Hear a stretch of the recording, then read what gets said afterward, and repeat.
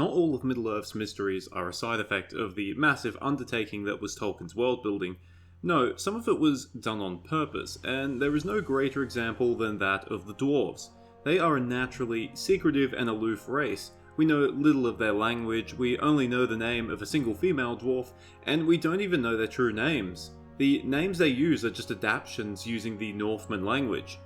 Dwarves are an enigma, and none more so than the Eastern Dwarves, those 4 clans that lived in the east of Middle-earth, of whom we have mere scraps of information on.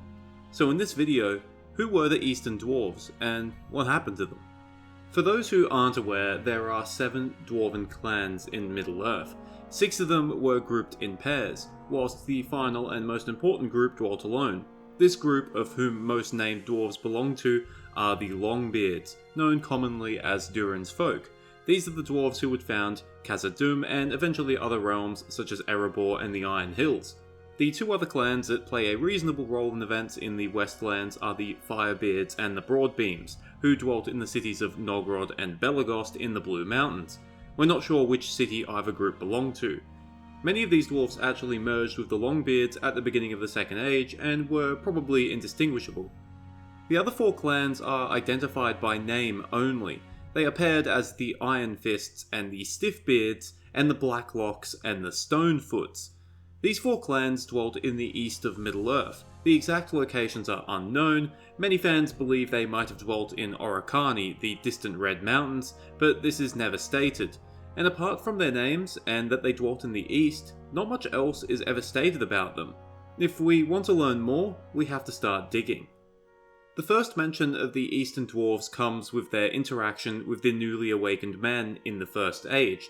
It's stated that men met dwarves long before they met the Eldar, and that by the time men did meet the Eldar, they had already learned quite a bit from both dwarves and the Avari. The languages of many groups of men actually borrowed a lot from Khazad-dûm, the universal dwarven language. This included many Easterling peoples as well as some of the Edain, mostly the Hadorians, but also the Baorians to a lesser extent. Thousands of years later, languages such as Adunaic and Westron would still retain some of that early dwarven influence. Having just mentioned the Edain, it's from them that we get another glimpse of what was going on with the Eastern Dwarves during the years of the First Age. When the Edain move westwards, they eventually encounter the Longbeards, and are soon relieved to find that they are friendly, at least for a dwarf. This is because the Edain had met dwarves in the east who were, quote, of evil mind.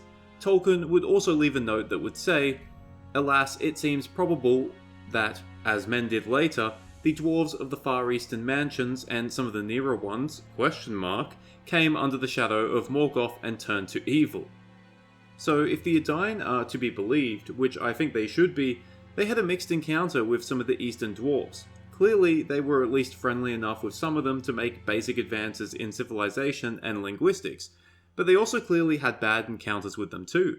Bad enough to leave them apprehensive when they ended up meeting the Longbeards. As Tolkien's note observed, some, many, or perhaps all of the Eastern Dwarves also fell under Morgoth's shadow. That doesn't necessarily mean that they served Morgoth, but it does mean that they ended up doing evil in some capacity. What this evil is, or was, I cannot say. Perhaps they warred with the early men, perhaps they warred with the Avari, or perhaps their societies simply became evil and degenerate, much like Númenor did towards the end. In The Hobbit, it's mentioned that some of these dwarves may have even allied with orcs at certain points. Despite apparently having fallen to the shadow, the Eastern Dwarves still appeared to be on good terms with their more western brethren. It's mentioned in the Peoples of Middle-earth that the 7 dwarven kindreds always remained in communication, and even held assemblies at Mount Gundabad during the earlier ages, almost certainly meaning the First Age and perhaps the early Second Age. It's also mentioned that in times of great need, they wouldn't hesitate to help each other, although the only known instance of this occurring is during the War of the Dwarves and Orcs in the Third Age. Much as it happened with some groups of men, the fall of Morgoth may have lessened or perhaps even lifted the shadow from the Eastern Dwarves. But they would still have contact with evil.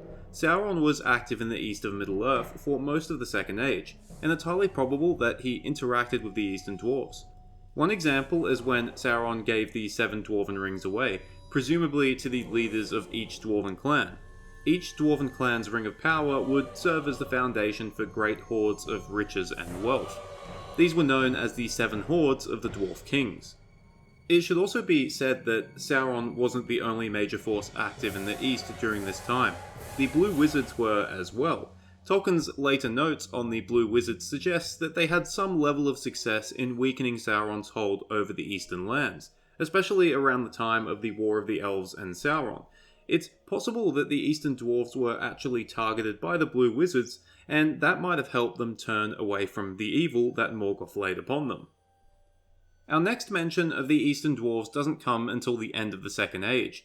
That's during the War of the Last Alliance. It's mentioned that dwarves, although few in number, fought on both sides of the war, with Durin's folk fighting on the side of the Last Alliance. The exact identity of the dwarves who fought for Sauron is unknown, but it was almost certainly a group of Eastern dwarves. It might have been an entire clan, it might have been dwarves from multiple clans who were serving as mercenaries, or perhaps it might have been renegades or outcasts, not too dissimilar from the petty dwarves of the First Age. Why did they fight for Sauron? I would imagine greed probably played a major part in it, likely exacerbated by their possessions of the Rings of Power. It's also possible that some were still evil from Morgoth's earlier corruption. I think they would have fought for Sauron willingly, as dwarves are famously resistant to being dominated. Like in the previous two ages, we only receive a few hints as to what the Eastern Dwarves were up to in the Third Age, but those hints paint a pretty grim picture. Earlier I mentioned the Seven Hordes of the Dwarf Kings. By some point in the Third Age, all of these hordes have been plundered, and dragons are mentioned as the main culprit. In fact, 4 of the 7 Dwarven rings are actually consumed by dragons, meaning that 2, 3, or perhaps even all 4 of the Eastern Dwarves lost their rings to dragons. The fact that these hordes were plundered possibly indicates that Durin's folk weren't the only dwarves to lose their homeland, and that some of the Eastern clans may have also become exiles at some point as well. But the dragons weren't the only ones who were out for Dwarven Rings of Power. Sauron was as well. He ended up retrieving 3 of them. One was from Thrain II, king of Durin's folk, but the owners of the other 2 are unknown. Given their association with the Longbeards, Sauron may have retrieved these Rings of Power from the Broadbeams and the Firebeards, but alternatively he might have also retrieved them from 2 of the Eastern clans. If he did, it tells us that relations between these dwarves and Sauron might not have been very good in the Third Age. Late in the Third Age, the Eastern Dwarves properly enter the narrative for the first time. They answer Thrain II's call for vengeance upon Azog for his slaying of King Thror, and send armies marching thousands of miles across vast lands of Middle-earth. Even if their own predicaments weren't so good to begin with, they still spend 6 years in the Westlands of Middle-earth, fighting in the War of the Dwarves and Orcs. Like Durin's folk, it's likely that they took heavy casualties during the war and returned to their eastern lands as a diminished force. Our last hint as to the predicament of the Eastern Dwarves comes at the beginning of the Fellowship of the Ring. Due to his inquisitive nature, Frodo often speaks to travellers who pass through the Shire, mostly dwarves. In the years after Bilbo's departure, Frodo notes that many of the dwarves who are passing through the Shire are strange dwarves from far-off lands, and they bring with them dark tidings. It's likely that these dwarves are Eastern dwarves. Frodo would not consider dwarves from Erebor strange, he's met plenty of them before, nor would he refer to Erebor as a far-off land, he would probably refer to it by its own name. If these are Eastern dwarves, it would seem that they are fleeing from Sauron, perhaps as a precaution, but perhaps rather grimly, because Sauron has already destroyed their homelands. Whatever may be the reason, one thing is apparent. There are no sightings of dwarves fighting for Sauron during the War of the Ring. If the Eastern Dwarves were evil during the days of the First Age, they seem to have left their past behind them by the time of the Third Age. As for their ultimate fate, it was very likely the same as that of Durin's folk. With Sauron's defeat, the evil of the Elder Days would gradually recede, and during the Fourth Age, the dwarves of the Eastern clans may have once again prospered, assuming they weren't destroyed at some point. Unfortunately, all things must come to an end, and as Middle-earth became more mundane, the dwarves were no exception to that. They would dwindle away, their halls would go dark, and they would eventually be no more, and pass into legend. Thank you for watching, I hope you enjoyed it, or at least found it interesting.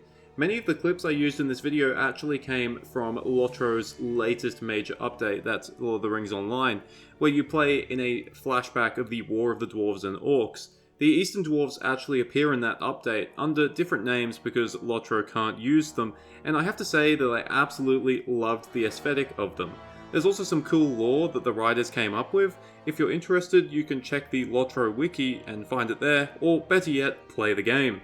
Thanks again, cheers, farewell, and remember, keeping all your money in the same place will just attract dragons.